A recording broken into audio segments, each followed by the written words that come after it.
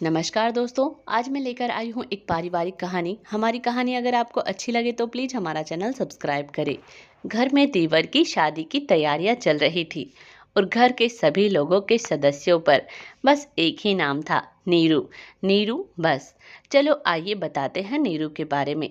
घर की बड़ी बहू नीरू, उसकी शादी को अभी 5 साल ही हुए थे कि 2 बच्चे भी हो गए और नीरू उन्हीं में व्यस्त हो गई। नीरू के पति फौज में थे और कहने को तो घर में 2 देवर सास ससुर थे, लेकिन नीरू के आने से पहले और बाद में भी नीरू की बुआ सास, जो कि उसी शहर में रहती थी, घर के सारे बाहर के लेन देन और मार्केट का सारा काम वही करती थी। लेकिन जब से नीरू आई, नीरू ने बहुत बार देखा अपनी बुआ सास को कि अगर मार्केट से सामान आता है तो साथ में उतना ही वो अपने लिए ले आती है और पैसे सब यहाँ घर के होते हैं। ससुर जी को कुछ पता नहीं लगता, उन्हें अपनी बहन पर पूरा विश्वास था। लेकिन जब नीरू की शादी हुई थी तब भी पैसों की गड़बड़ हुई थी, तो बुआ जी ने बहाने बना दिए और नीरू के आने के बाद नीरू के बेटे के जन्म पर फिर रुपयों का गलत हिसाब दिया, तो नीरू के ससुर जी का दिमाग भी ठनका और अब जो देवर की शादी है तो सब काम नीरू ही कर रही है और शादी की शॉपिंग से लेकर ज्वेलरी सब नीरू ही संभाल रही है। वैसे नीरू की सास भी है सरला जी, जैसा नाम वैसी ही है सरला जी, लेकिन सरला जी इतनी पढ़ी लिखी नहीं है और पहले कभी भी ननद ने उनके घर में चलने नहीं दी। उन्हें बस चुप करा दिया जाता हर एक बात में, फिर उन्हें ही आदत हो गई कि चुप रहना है बस।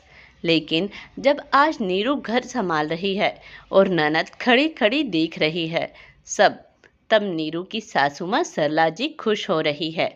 सरला जी को आज अपनी बड़ी बहू पर बहुत गर्व हो रहा था। धूमधाम से शादी हुई और नीरू की देवरानी घर आई। नीरू बहुत खुश थी कि अभी तक सारे घर की जिम्मेदारी मेरे ऊपर थी, अब कोई मेरा सहारा आ गया है।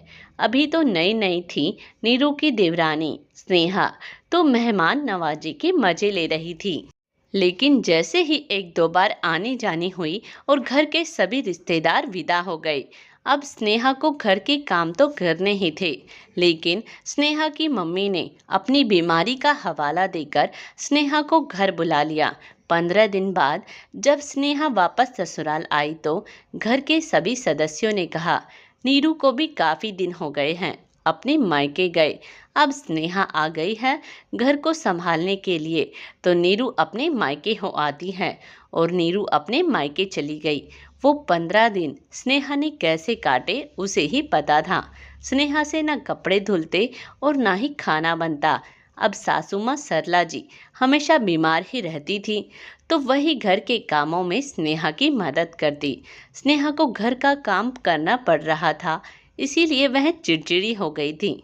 सरला जी स्नेहा को कुछ नहीं कहती, बस अपने ही आप कामों में लगी रहती। लेकिन जैसे ही नीरू आई तो स्नेहा रोने लगी और उसके घर वालों ने कहा, हमारी स्नेहा का मन नहीं लगता है, उसे घर भेज दो।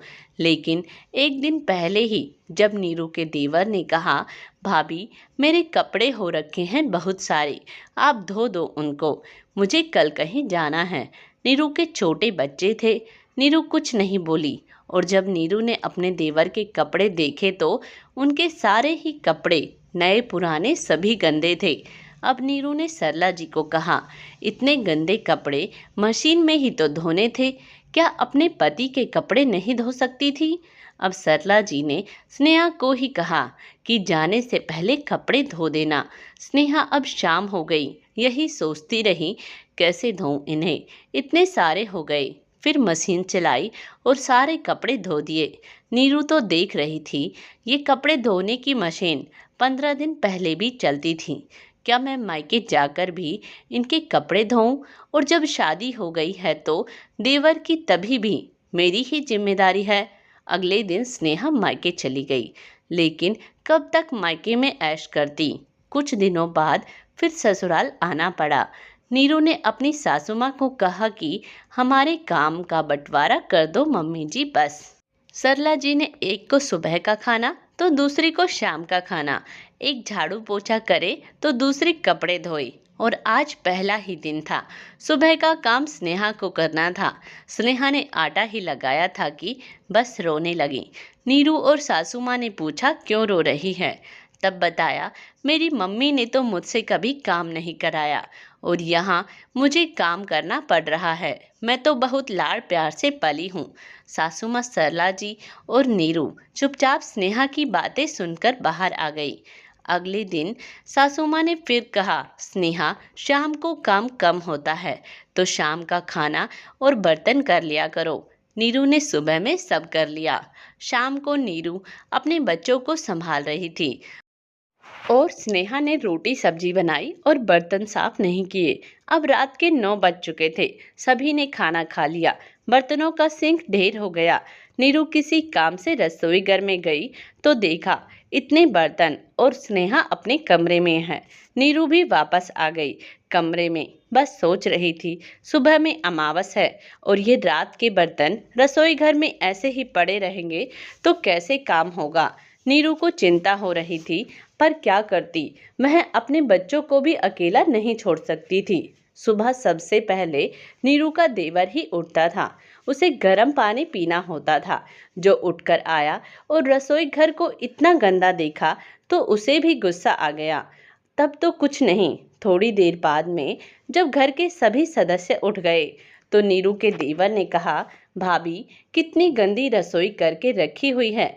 पानी पीने आया मैं सुबह तो एक गिलास तक नहीं मिला मुझे। कम से कम बर्तन तो धो दिया करो। बाहर हॉल में सासू माँ भी बैठी हुई थी। स्नेहा झाड़ू लगा रही थी। नीरू ने इन बातों को मजाक में लेकर हंसते हुए कहा क्यों मम्मी, शाम को किचन का काम कौन करता है? बर्तन भी उसे ही करने चाहिए या कोई बाहर का आकर करेगा। स्नेहा ने एक बार नीरू की ओर देखा फिर अपने पति की ओर शर्मिंदा भरी नजरों से देखने लगी और सरला जी बोली क्यों स्नेहा, रात के बर्तन कौन छोड़ता है? रात के तो रात को ही साफ होते हैं।